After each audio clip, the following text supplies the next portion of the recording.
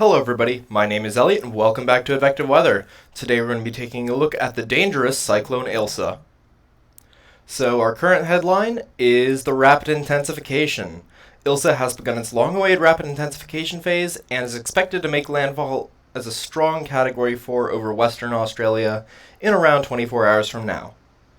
As of 18 o'clock UTC today, which is April 12th, Ilsa is located at 17.1 degrees south, 119.3 degrees east, and the JTWC currently estimates maximum 1-minute sustained winds of 105 knots, equivalent to a Category 3 on the Saffir-Simpson scale, and the Bureau of Meteorology estimated maximum sustained winds of 85 knots, and a pressure of 959 millibars, which is a Category 3 on the Australian scale. So let's take a look at the setup. Ilsa is in some pretty good conditions right now, with very low vertical wind shear, very high SSTs of 30 plus degrees Celsius, as well as some very high oceanic heat content values of 75 kilojoules, which is quite a lot. And as you can see, it does appear to be forming a pinhole eye structure, and as you can see, the eye isn't really clearing out yet, and that's probably due to the fact that the core may still be vertically stacking after being tilted by mid-level shear yesterday, or it could also be some dry air entrainment that's going on. And shear may increase a little bit again around the time of landfall, according to some of the models. I took a look at the soundings, and there does seem to be a bit of a shear increase as it does move inland. The Bureau of Meteorology expects landfall to occur around 2 a.m. local time between Pardue Roadhouse and Wallall Downs on April 14th.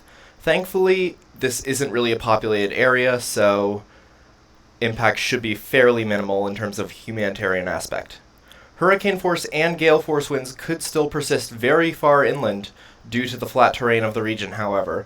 The Bureau of Meteorology cone shows gale force winds persisting for up to 2 days after landfall. As you can see at the right, there is a tropical low symbol, and that does have a gale force wind field attached to it still, so I do think we're going to see some inland winds, and it will be mainly in the rural regions of Australia, however. Here is the JTWC cone. They still expect it to continue rapidly intensifying. They still expect it to continue rapidly intensifying during the next 24 hours. They have it peaking at 130 knots, which is a high-end Category 4 on the Saffir-Simpson scale.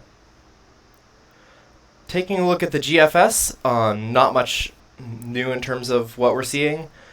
They're still showing landfall as a fairly intense cyclone, although I do think that the models are underdoing the intensity a little bit, seeing as Ilsa is a very compact cyclone, and, compact cyclones can have quick upward shifts in intensity that models do fail to fully resolve.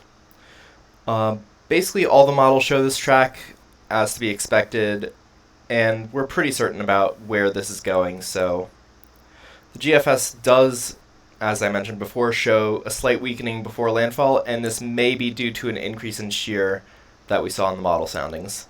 And models generally make Ilsa post-tropical around 60 hours out from now. So what can you do to prepare for Ilsa? Always follow official forecasts for decision making. For Ilsa, the Bureau of Meteorology is the official agency for this region.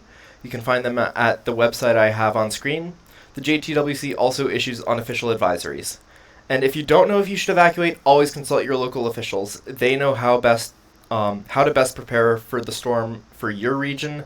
They know your region the best. They know the risks for your region, so always consult them if you have any questions. Thank you very much for watching.